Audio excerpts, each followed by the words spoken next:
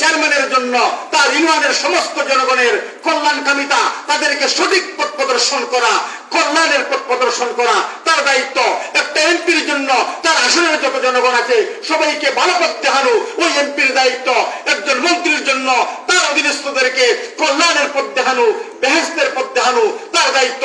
একজন সরকার প্রধান দেশের সমস্ত জনগণকে জাহান্নামের পথ থেকে ফিরিয়ে এনে জান্নাতের পথ দেখানো ওই সরকারের দায়িত্ব।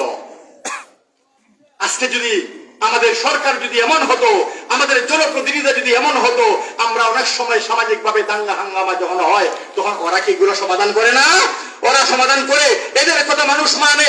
কিন্তু ওরা যদি মানুষকে দিনের পথে ডাকতো, মানুষকে কল্যাণের পথে ডাকতো, তো এই দেশের মধ্যে এত উশৃঙ্খলা হতো না, এই দেশের মধ্যে এত খুন খারাপি হতো না, এই দেশের মধ্যে এত বাবাচার হতো না। হয়তো এরা সংশোধন হতে হবে। আর যদি যারা দায়িত্বে আছে এরা যদি সংশোধন না হয়, তাহলে নীতিবান মানুষদেরকে মেম্বার বানাতে হবে, নীতিবান মানুষদেরকে চেয়ারম্যান বানাতে হবে, নীতিবান মানুষদেরকে এমপি বানাতে হবে, নীতিবান মানুষদেরকে মন্ত্রী বানাতে হবে, নীতিবান মানুষদেরকে আগামী দিনে সরকার বানাতে হবে।